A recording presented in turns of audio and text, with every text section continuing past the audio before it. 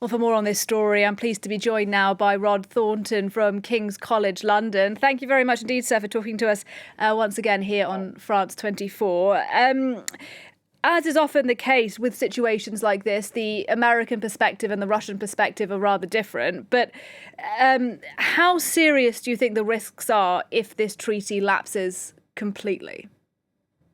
I don't think the risks are that great. There's always been an ongoing kind of conflict, shall we say, over strategic arms reduction talks, even going back to the Soviet times.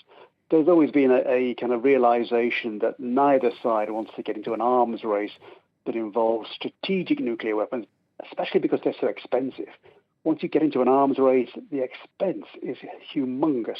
So both sides will want to avoid any kind of ratcheting up of a tension on this particular front.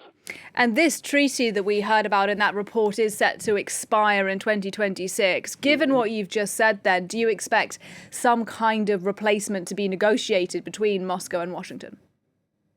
It's not essential that a replacement is negotiated. It would be very awkward if there is no actual treaty in place.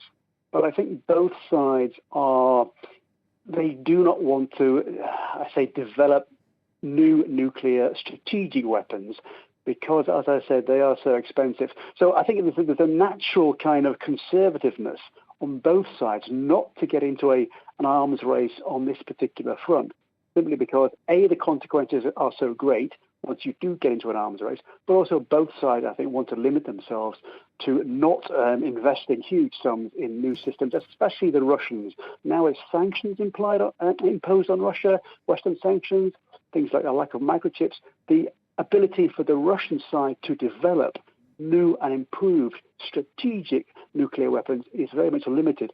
So I think there will be a natural, as I said, conservatism on both sides, and especially on the Russian side, not to go down this kind of avenue of kind of tension and ratcheting up of kind of the building of new nuclear weapons. Well, that said, though, I mean, Vladimir Putin, during the course of the war in Ukraine, has alluded to Russian nuclear weapons, hasn't he? So do you think then that is from him rhetoric rather than any kind of sincere threat?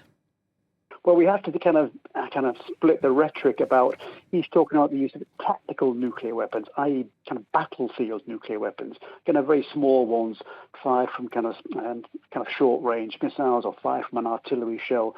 So those are the kind of battlefield nuclear weapons. We're talking here recently about strategic nuclear weapons, i.e. the big ones that fly from one state to the other state, so kind of city busting nuclear weapons rather than kind of smallish tactical nuclear weapons. So the rhetoric from both Putin and from former President Medvedev recently has been about this threatening use of tactical nuclear weapons rather than strategic nuclear weapons, because if the Russians do realize, and Moscow does realize, that if it starts kind of really talking up the use of strategic nuclear weapons, then tensions with the West will rise exponentially over the next few weeks and months. Well, you may well have seen, though, that in the last few days, Boris Johnson, the former UK Prime Minister, claimed that Vladimir Putin had directly threatened him with some kind of weapons attack just before the war in Ukraine broke out. I mean, I wonder what you heard, what you made of those comments by Boris Johnson.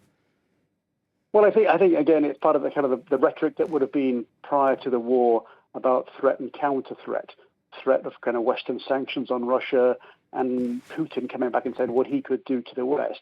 And it would be kind of a natural kind of reflex action to threaten the likes of the United Kingdom with a missile strike. And I think he was talking about non-nuclear missiles, cruise missiles, with a high explosive warhead against the UK, and not a nuclear missile. I think we have to kind of be careful about what exactly Putin threatened Boris Johnson with, kind of a non-nuclear cruise missile.